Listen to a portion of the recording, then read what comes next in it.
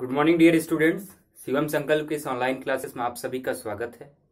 Dear students, आज हम start करने जा रहे हैं अध्याय 5वां और आपके चैप्टर का नाम है चुंबकत्व एवं द्रव्य। चुंबकत्व का मतलब आप समझते हैं कि जो चुंबक की विशेषताएं रखता हो, जो चुंबक का गुण रखता हो, उसे हम बोलेंगे चुंबकत्व। ठीक। द्रव्य यानी पदार्थ, मैटर। ठीक। तो फिर हम चलिए चैप्टर को स्टार्ट करते हैं। पिछले चैप्टर में हम लोगों ने समझा था किसके बारे में, चुंबकीय क्षेत्र के बारे में स्टडी किया था। ठीक। उसमें हम लोगों ने देखा था कि कोई भी गतिमान आवेश है तो वो अपने चारों ओर एक चुंबकीय क्षेत्र उत्पन्न कर देता है।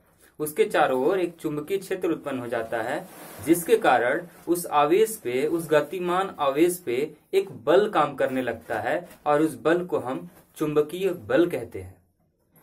तो फिर अब इस चैप्टर में हम क्या पढ़ेंगे? इस चैप्टर में हमें पढ़ना है चुंबकत्व एवं द्रव्य। तो चुंबकत्व की कुछ हमें इस चैप्टर में विशेषताएं जाननी है और ये द्रव्य से इसका क्या इंटरकनेक्शन है, ये चीजें हम स्टडी करेंगे।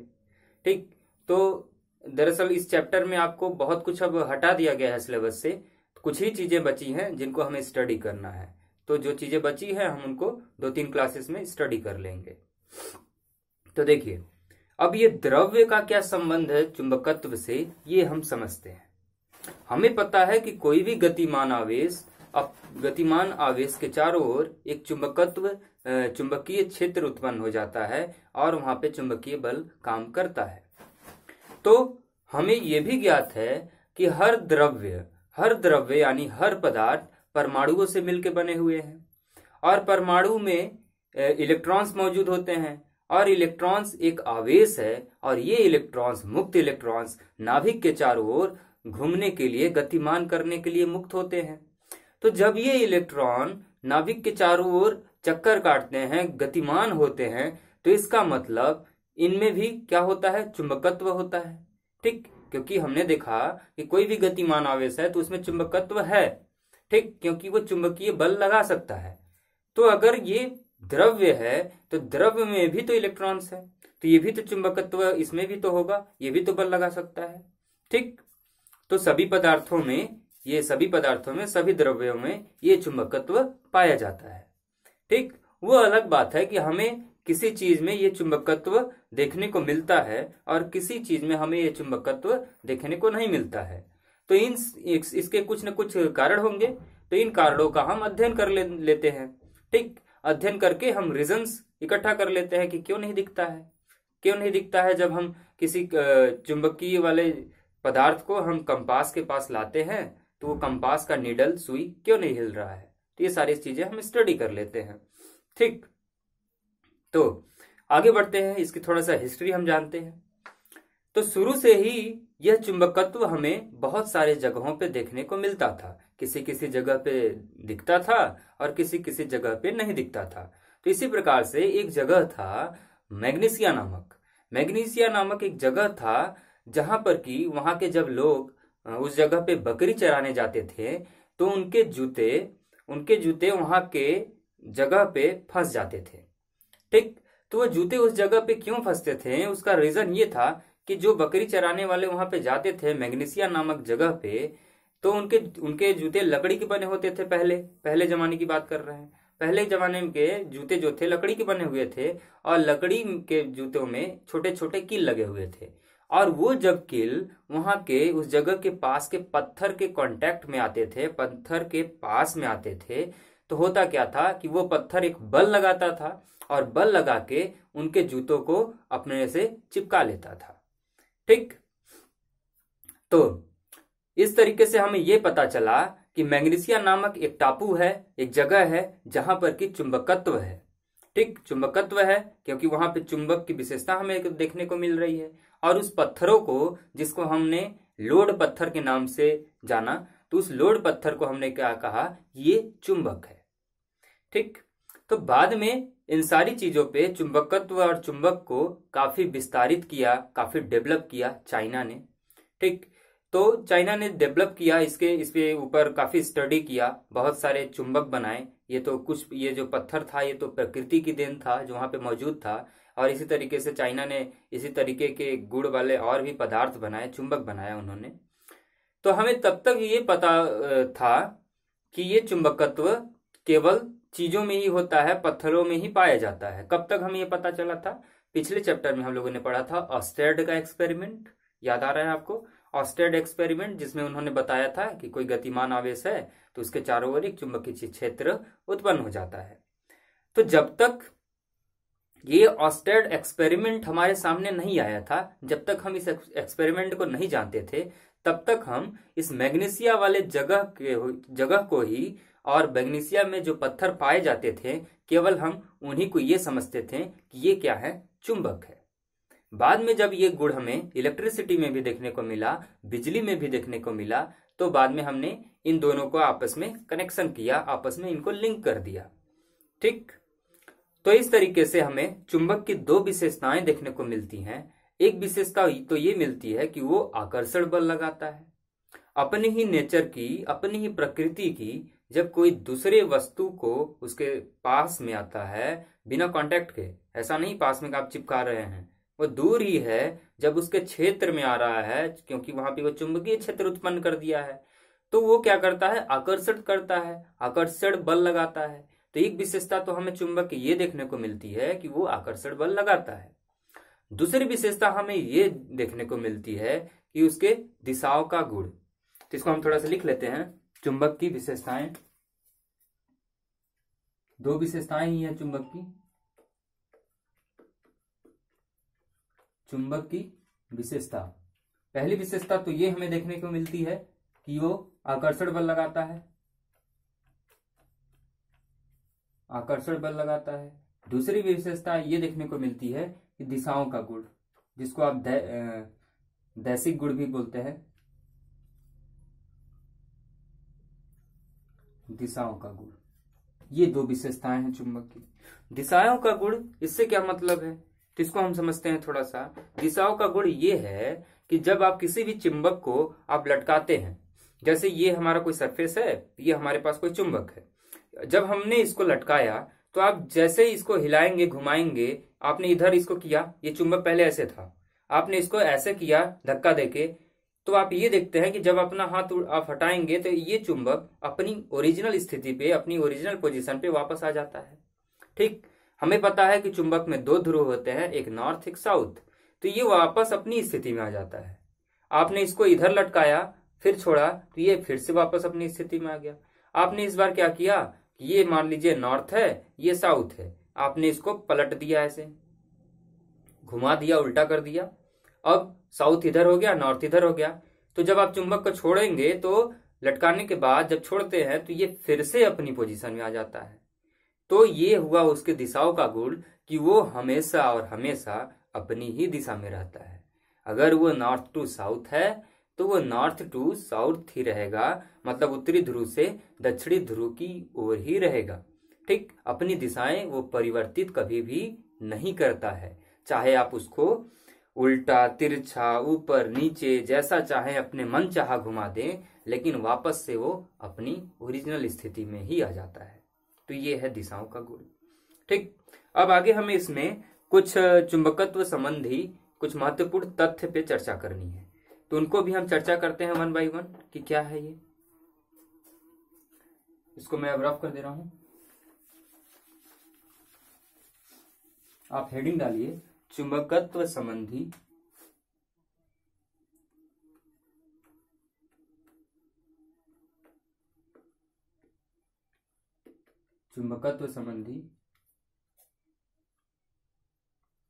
महत्वपूर्ण तथ्य।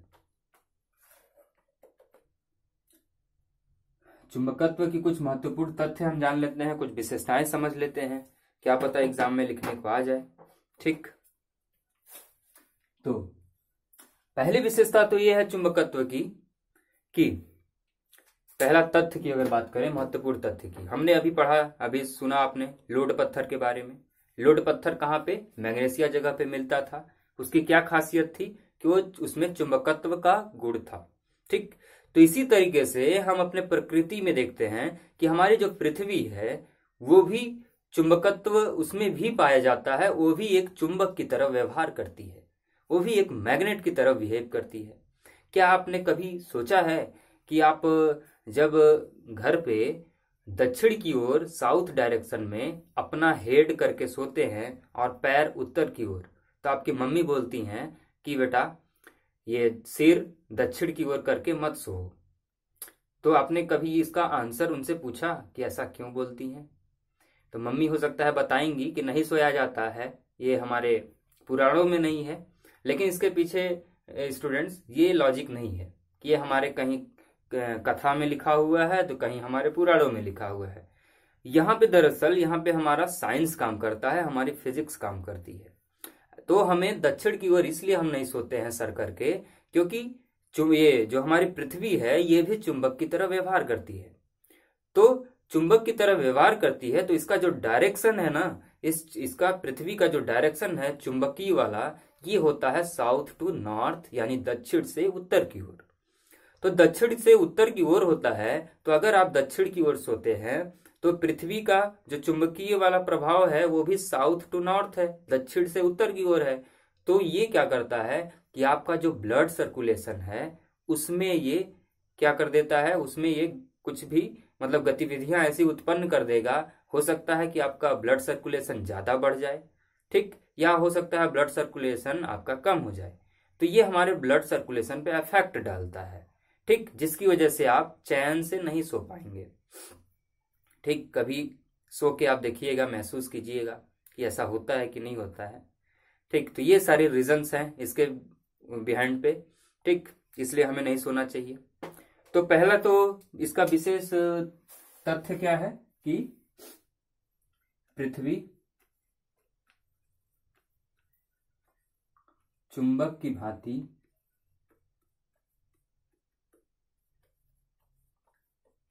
व्यवहार करती है। पृथ्वी चुंबक की भांति व्यवहार करती है। अगर ये चुंबक की तरह व्यवहार कर रही है तो इसकी दिशाएं होंगी, ठीक। तो इसकी दिशा क्या होता है, तो दिशा आप समझते हैं कि कौन सा डायरेक्शन होगा इसका। तो हमने आपको बताया कि ये साउथ टू नॉर्थ होता है, दक्षिण से उत्तर की ओर।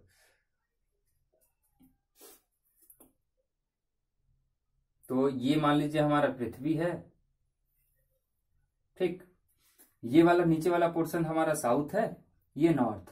साउथ नॉर्थ का मतलब तो आप समझते ही हैं, साउथ मतलब दक्षिण, नॉर्थ मतलब उत्तर, ठीक। तो इसका जो डायरेक्शन होगा वो कहाँ होगा, पृथ्वी का जो चुंबकीय व्यवहार कर रही है तो इसका चुंबकीय क्षेत्र का जो अपना डायरेक्शन होता है, तो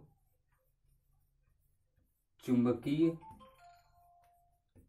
क्षेत्र का दिशा, ठीक। अगर ये चुंबक की भांति व्यवहार कर रही है तो ये अपने चारों ओर चुंबकीय क्षेत्र उत्पन्न करती होगी, और वो जो चुंबकीय क्षेत्र उत्पन्न कर रही है उसकी कुछ न कुछ दिशा होगी। तो ये चुंबकीय क्षेत्र का जो दिशा होता है ये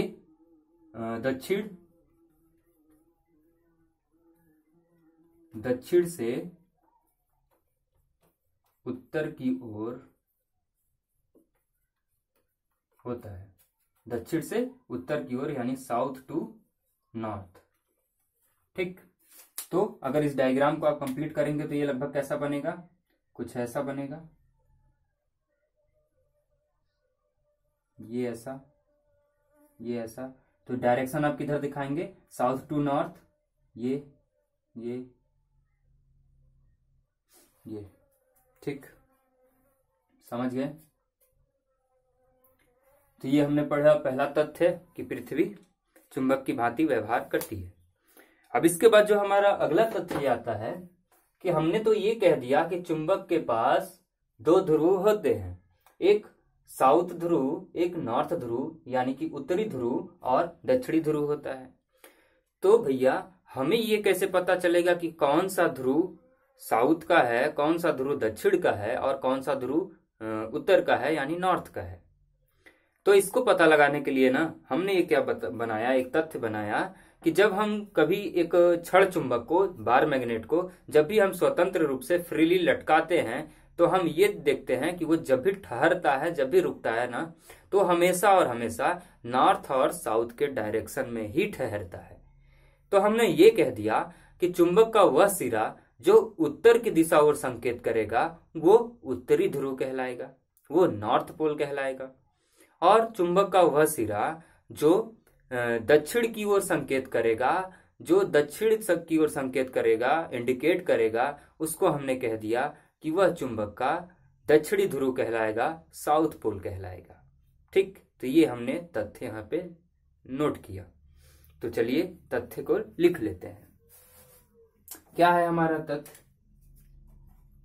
तो इसमें आप ये लिखेंगे कि जब एक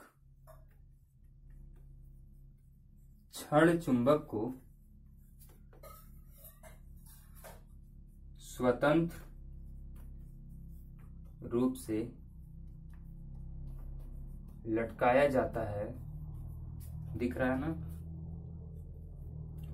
जब एक क्षण चुंबक को स्वतंत्र रूप से लटकाया जाता है तो वह हमेशा उत्तर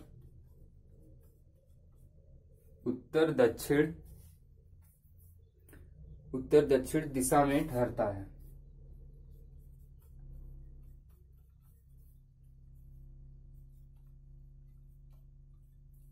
उत्तर दक्षिण दिशा में ठहरता है।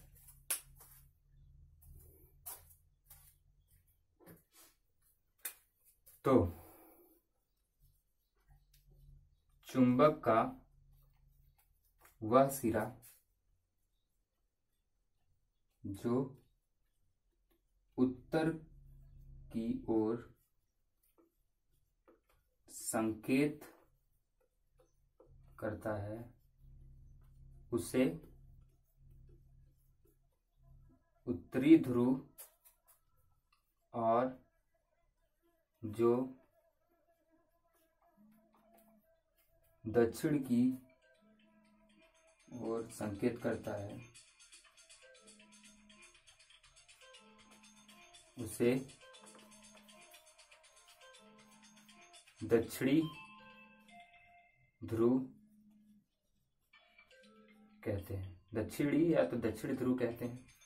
तो ये चीज आप नोट कर लीजिए।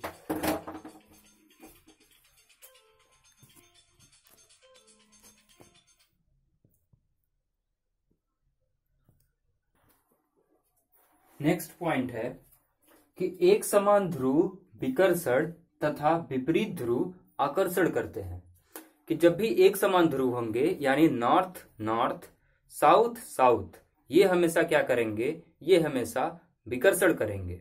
ठीक, और जो विपरीत ध्रुव होंगे जैसे साउथ टू नॉर्थ या फिर नॉर्थ टू साउथ, ये हमेशा क्या करता है? ये हमेशा एक दूसरे को अट्रैक्ट करेंगे, ये हमेशा एक दूसरे को आकर्षित करेंगे, आकर्षण बल लगाते हैं। ठीक, दूसरा पॉइंट है अगला, ध्रुवों को कभी भी एक दूसरे से अलग नहीं किया जा सकता है। जो भी ध्रुव होता है हमारे मैग्नेट का, हमारे चुंबक का, वो हमेशा फिक्स रहता है। अगर वो नॉर्थ और साउथ है तो वो हमेशा नॉर्थ और साउथ ही मिलेगा हमें, आप उसको कभी भी अलग नहीं कर सकते हैं। ठीक, जैसे कि समझने के लिए आप ये देखिए, आप बचपन में भी पढ़े होंगे, क्लास 8 से 8th में पढ़े होंगे शायद, कि ये हमारे पास कोई चुंबक है, इसको आप बीच से काट दीजिए। अगर इस चुंबक का ये नॉर्थ है, ये साउथ है, अगर इस चुंबक को आप अगर बीच से काटते हैं तो आप ये पाते हैं कि इसके चुंबक के दो टुकड़े हो जाएंगे, एक टुकड़ा ये, दूसरा टुकड़ा हमें ये मिलेगा। लेकिन अगर आपने चुंबक को काटा है फिर भी आप ये देखेंगे कि चुंबक के कभी ध्रुव एक दूसरे से अलग नहीं होते हैं। इसका मतलब ये नहीं कि यहाँ नॉर्थ आ गया और यहाँ साउथ आ गया, ये गलत है। ठीक, इसके ध्रुवों को हम कभी अलग नहीं करेंगे, अलग हो ही नहीं सकते ये। तो अगेन हमें यहाँ पे फिर नॉर्थ और यहाँ पे साउथ मिलेगा, यहाँ पे उत्तर और यहाँ पे दक्षिणी ध्रुव मिलेगा। अब देखिए, अब फिर से इस चुंबक को आप काट दीजिए, इसको भी काट दीजिए, इसको भी काट दीजिए, तो हमें फिर छोटे छोटे चुंबक मिलेंगे। ये हमें छोटे छोटे चुंबक मिल गए। लेकिन ये छोटे छोटे जो चुंबक मिले हैं, इस नॉर्थ और साउथ को हम अलग नहीं करेंगे। यहाँ पे फिर से इनका नॉर्थ और साउथ मिल जाएगा, नॉर्थ साउथ नॉर्थ साउथ। तो जब भी आपसे पूछा जाए कि क्या हम चुंबक को जब भी काटते हैं तो क्या हम उनके ध्रुवों को अलग कर देते हैं? तो आंसर है कि हम उनके ध्रुवों को अलग नहीं कर सकते हैं। अगर चुंबक को आप जितने भी काटें, जितना छोटा छोटा भी कर दें, फिर भी उसके ध्रुव वही रहेंगे जो पहले थे। नॉर्थ साउथ सब चुंबक में पाया जाएगा। ठीक, समझ गए? आगे बढ़ते हैं। एक अगला है, अगला पॉइंट है, मैं यहीं पे लिख देता हूं, दिखेगा ना, मिटा देता हूं। अच्छा, पांचवा पॉइंट है। पांचवा पॉइंट ये है कि हम चुंबक बना सकते हैं और चुंबक को नष्ट भी कर सकते हैं। कैसे, ये समझ लेंगे अभी। पांचवा पॉइंट, हम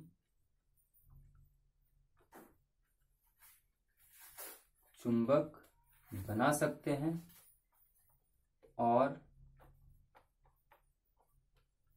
नष्ट भी कर सकते हैं। ठीक, ये लाइन है, इस लाइन को हम समझ लेते हैं कि हम चुंबक को कैसे बना सकते हैं और कैसे नष्ट कर सकते हैं। तो आपको अगर याद आ रहा होगा कि आपने बचपन में अभी अक्सर आपने ऐसा किया होगा कि एक कोई चुंबक का टुकड़ा हमें मिलता था।